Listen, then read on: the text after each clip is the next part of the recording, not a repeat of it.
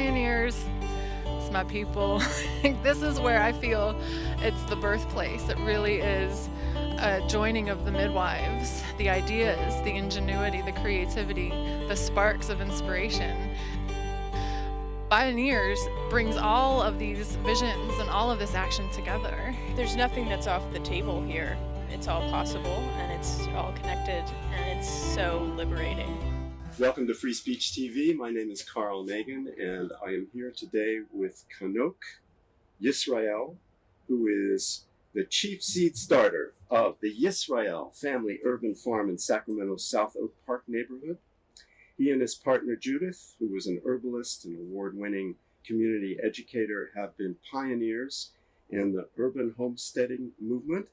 And I'm glad to have you with us here. I would like to read a little bit for our viewers from your mission statement, because this is one of the most powerful things that I've found out about, that I've heard about urban farming. This is from their, I guess you'd call it your logo or something like that, transforming the hood for good. Absolutely. And good here is an acronym, growing your own destiny. Absolutely. I like that right away. So here's what it says. Our mission is to transform the hood for good, using urban agriculture as a tool for community engagement, empowerment, and employment. With a single seed, not much bigger than the period at the end of this sentence, we hope to rebuild and restore South Oak Park to a healthier place where all families have equitable access to the resources they need to thrive. Starting with a few plants in the backyard, our vision has grown to showing communities the answers contained in the soil. Yes. Chanowk, thank you for being with us. Oh, thank you. All right. Welcome to Free Speech TV. Yes. All thank right. you for having me. All right. All It's right. a pleasure. Can you start by telling us a little bit about what brought you to become an urban homesteader? What in your past led you to grow your own food in Sacramento? Well, long time ago in a galaxy far away, I could start that way. Sure. But actually, I'm going to go back a few generations. I've been doing some research into both of Judith and I's family, and we found some striking things. My great grandfather was in Texas. He was a farmer. He was a landowner in Texas. This is something that I found out maybe about 6 to 8 months ago. As well, her great grandmother, was an herbalist, soap maker, culinarian, as well as just general matriarch of the whole family. So when you have this idea is that the ancestors will come to save us or will come to help us, it's amazing how those experiences were transmitted through us. And for me, the main thing that I think that started me growing food was, one, I had a friend of mine who had multiple sclerosis. And this is during my time when I was in college and in City College. And he was able to heal himself from multiple sclerosis by getting off the medicine, changing his diet. I mean, I'm talking about going from full wheelchair to walker to now he's just as normal as you and I are today. That's extraordinary. Very extraordinary. So I saw that there was, within food, there was this power to heal. And having my parents, who both have had cancer and, those types of things, I knew that food was going to be the way to do it. And then, of course, as soon as you see something like that, the first thing you want to do is what? Change your eating habits, all those things. And then going into the store to find out that now if I want to eat lettuce, I'm going to be paying $2 to $3 a head for lettuce and all of these expenses. I'm like, okay. So what's basically being told to me is that if I want to be healthy and eat good food, then I'm going to have to pay for it. And if I can't, then I just have to deal with it. So I knew that I was going to need to grow some food. And this was probably around the early 1990s. And the thing is, I just had to figure out how to do it. And you know how it is. You have these thoughts in your head, the seeds that get planted. And then it wasn't until around 2007 when the crash happened that I guess that was the environment in which that seed that had been planted was going to germinate. And it was at that point that I decided, hey, I'm going to start growing food in my backyard. So it was a culmination of, family history of high blood pressure, cancer, and all those different types of things, as well as the cost prohibitive, the costs that were involved with, buying healthy food. And it was those two things that provided the environment for the seed of, I'm going to grow my own food now, to take place. But becoming a farmer in a city, this is not something that's totally instinctual. You had to find some knowledge about how to grow things. Where did you go to find that knowledge? Well, messing around, I happened to come across this book, and it said something about, be fruitful, multiply, and subdue the earth.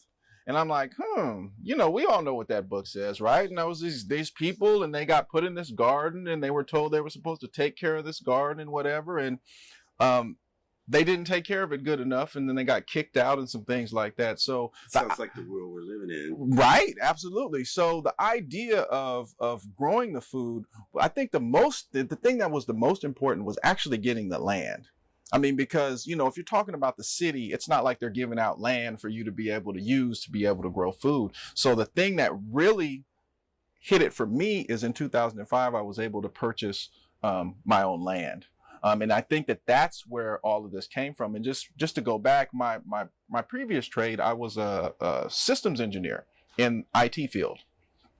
So, I was able to make a considerable amount of money, but I still had this land. But, I used to pay somebody to take care of it, cut the grass, all that. I'm not going outside, that type of thing. I'll pay somebody to do those things. Like I said, and then 2007, it was like, okay, I'm here and I'm ready to do this and I'm ready to make this happen. So there's always been this desire. And even my dad, I got all kinds of stories, but my dad, he used to grow food. And I just recently found a picture of him, 1986, right? Where he had a picture of this big tomato in his hand, and he was looking so happy. And I also remember he used to go do things like, you have those wild greens that would grow in the fields. He used to take me and a couple of my other friends, we used to go to the fields and actually pick those greens and eat them. And at that time, I didn't want to go. I was like, Dad, what are we going over here for? I mean, I don't want people to the grocery store. Yeah, we should go to the grocery store. And I'm like, I don't want people to think we're poor, because I connected growing your own food or going into a field to forage with poverty.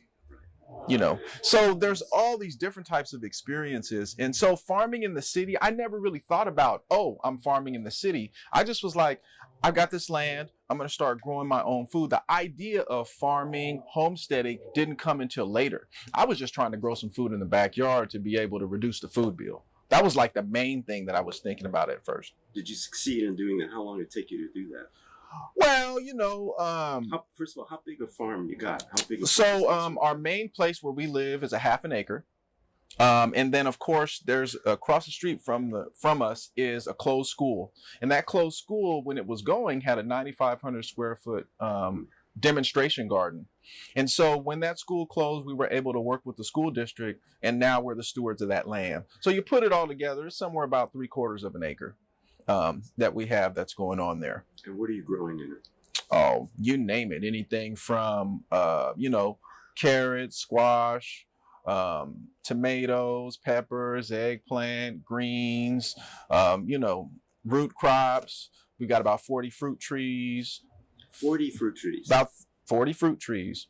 So do you connect with farmers markets with what you're growing?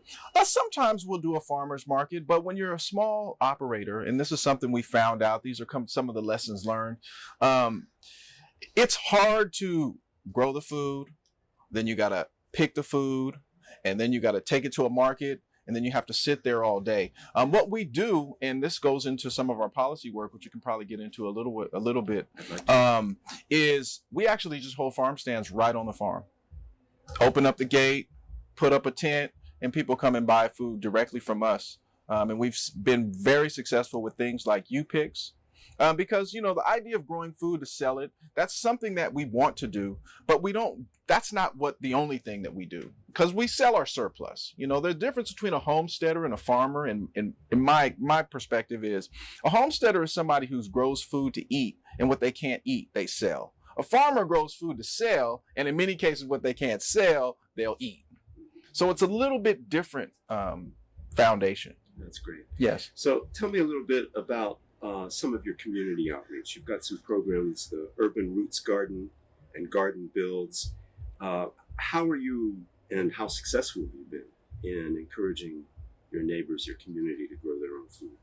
Okay. I'll get to that in just one second. But the first thing that I want to start with is that, so in order for me to do what I'm doing now, as well as my wife, Judith, because we're working together as a team, there had to be an educational process that took place. Neither one of us have any type of soil science or herbalism or even cooking as far as that goes. So from the time that we put the first seeds into the ground, which is approximately 2007, 2008, to around 2011, we were working full-time jobs and doing all of this gardening and herbalism and learning how to cook and everything in the spare time. So a day for me was like, I'd get up about 5 or 6 or so before the sun comes up.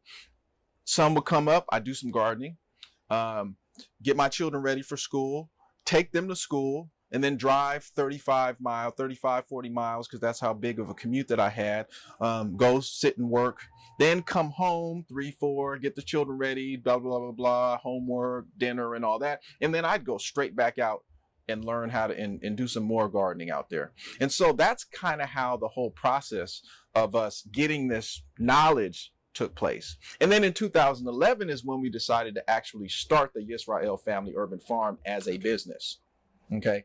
And so with that, we also learned some very, very important things, that when you're growing food, it's not just about the food, because we have children. And so at first we're forcing them to come outside. But then as they start to come outside, we start to work together. That's family bonding time, right? Now that we're growing this food together, then guess what? You want to cook the food together, right? So then we're having more family time. So then we're now eating outside. So we're now spending 75% of our time as it relates to food production, cooking, and everything else outside and together. And so with seeing that transformation take place, that's what caused us to say, 2011 comes, let's start a farm. Why? Because we're in the middle of a food desert. And not just in the middle of a food desert, but we call it food apartheid is what we're talking about now. And the reason why is because use the word desert, it kind of seems like something natural, things happen. But food apartheid, the area where I live, is a redlined area. Not only is it a redlined area, but there's also a bunch of charter schools, low performing schools. In addition to that, you have no access to healthy foods, fruits and vegetables. So then compounding all these things on top of that, along with things like gang violence and drugs, killings and all that, you have an environment of people who are unable to care for things that are alive, starting with themselves. So we're having all this success in our backyard, but then the general community around us is not experiencing it. So we were like, 2011, let's take what we've been doing and the success that we've been having in our backyard and then take it out into the community, since we know that it works. And that's where our community outreach comes from. So was your experience of actually moving your family from living indoors and apart to working together, cooking together, living together, that must have been transformative. Very much so. And is that a model for other of your neighbors? Are they seeing that? How are you communicating that to them? And so that's where we started to do. So then it was like, okay, how can we get people to understand what we're doing? And so from that point, 2007 to about 2011, 2012, totally self-financed. 2011, I left my job in the IT field. And about 2012, Judith left her job too as well. So this is all in now. We're all in now. So you get, I guess they say that thing where you jump off the thing and jump off of the ridge and then build a parachute on the way down. So we're all the way in. So we're figuring out what we can do. And luckily, we were able to come in contact with a group called the Healthy Food for All Collaborative in Sacramento. And they had some grant funds from an endowment in California where they were looking at building healthy communities. What are the components that make up a healthy community? And one of those things was food access. So in being able to get into that space, we then started to receive funds to do some programs. And that's where like the Urban Roots Garden Builds and those things come along. So to talk about that, the Urban Roots Garden Builds is really the idea of teaching somebody how to fish, right? So we'll go and we'll, people will apply, we'll talk to them, whatever. But the process is we will actually put a garden in your yard for you at no cost. And so the way that this works is that we'll come over, we bring all the tools. We also have people from the community come and help. So it's not just we're just putting a garden in the backyard. We're connecting people in the community with each other, building that community. Some people have come out. It's the first time that they've ever built a garden. Sometimes put their hands in the soil, planted a plant. And so you've got all this transformative work going on, all within the space of 5 or 6 hours. So it's not, so when you think about farming and growing something, it's like, 6, 8, 10, 15, 20, 30 weeks. But from 9 a.m. to 2 p.m., we come in, we take a flat piece of ground, just like what we have here. And you've got now a garden there. We eat lunch together. And then all of these people connect with each other. I want to go to a little micro level here. Sure. How do you deal with the problem of pollutants in urban soil? Well, so what we do is, for most of the time that we've been doing these garden builds, we were actually in a partnership with UC Davis, where they were able to send out some of their students, and they had equipment that was able to test for lead, because we know lead is a big deal. Nowadays, what we'll do is we'll either sign a waiver or we'll actually get the soil tested, depending on what the resident may want to get done. So that's how we deal with that. And of course, when you're talking about lead, you're talking about paint. Many of the gardens are not close to the house, so we kind of have them out a little bit. And we do our own we'll dig up some stuff, just kind of making sure that there's not a whole bunch of things in there. Because when you're in the urban environment, no telling what you may find in the soil. That's right. So we do our due diligence as much as possible to make it as good as possible. What are some of the other programs that have been launched or have grown and evolved out of this? Project Good or any of the other ones you care to talk about? So the three main things that we do, actually there's four. Herbalism is one of those too, but the three main things that we do are the Urban Roots Garden Builds. We do another one that's called Edible Education, right? So when we were first starting, we were so green. We were so green, and you had this very idealized situation how we were just like, yeah, you just give people some food and they'll figure it out and all these things. So we set up this farm stand in an area, another food desert area in Sacramento. And we had all this wonderful produce, organically grown, everything looks great. But we happened to be sitting where there's a 7-Eleven. There was another chicken place, I think, in the same place. And we're sitting out there for 2 hours and people are walking right past us, right? Bam! I'm like, hey, we got fresh produce. I know you want it, right? And they're like, no. Now, KFC, fried chicken, I try to have a conversation about a big gulp. I'm like, what's in the big gulp? He's like, yeah, it tastes good. So, but then something happened, and then this is how we started this other program is somebody came to buy some produce. Well, she was there. I was like, okay, we're ready. So she looks around, she says, kale? I don't even know how to prepare that. What is this? What is the kale? What is the eggplant? All these different vegetables. There's no way I don't know how to prepare them. And of course, if I take them home and prepare them for my children, they don't like it, then it's wasted food. So it was at that point that Judith was like, you know what? We should start doing edible education.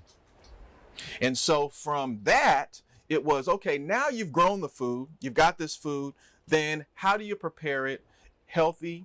How do you prepare it easily? And how do you prepare it in a way that it has taste so that everybody's going to like it?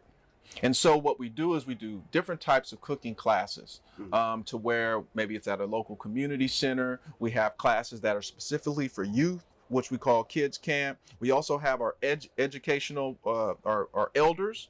So we have specific things for elders, where we sit down, and it's just a wonderful environment because we take about 2 hours and we cook a meal. But, we're talking, got music, everybody sharing stories about their food, et cetera, et cetera. You got children who are eating carrots. And if you can get a child to eat a carrot or one of those raw vegetables, then you're really doing something.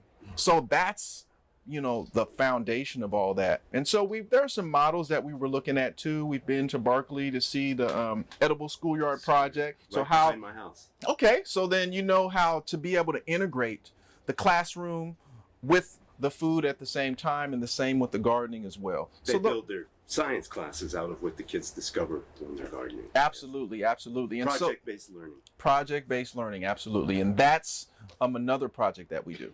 Talk Yeah. about that. And then last but not least, we talk about Project Good. So we have Garden Build Program, we've got Edible Education, and we've got Project Good. Good is an acronym for Growing Our Own Destiny. And what we do is we spend a summer with young people, and we spend 100 hours, 9 to 5, all plant-based, no meat involved. So not only many of these meals they're helping to make. They get an introduction to everything from starting seeds to transplanting to soil science and bed preparation, composting, looking at how the whole entire cycle takes place. So we talk about all that, and we go on field trips. We go places like UC Davis. We went to the Bee Sanctuary. We've been to the Bay Area, if you're familiar with a place called Spiral Gardens in the Bay Area, but they've got a bunch of free classes that they have. So really starting to get them involved in what food is about. And then we follow that up with saying, okay, here's why you don't have it in your neighborhood. So then we start to talk about racism in the food system. We start to talk about the fact of food production doesn't start with slavery, especially among Black and brown youth. There's a stigma, right?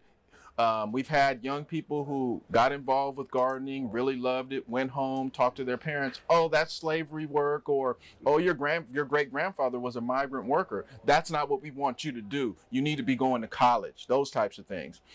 But we jump past all that because we go back in history, right? And we talk about indigenous ceremonies and things that happen in Africa. You know, we use a lot of things out of the book Farming While Black by Leah Penniman, where she has many things about the ceremonial use of land, where you give that otherworldly value to this so-called menial work that we call farming. It's a spiritual practice. It's a spiritual practice. So when you start to infuse the young people with that, then they start to get it.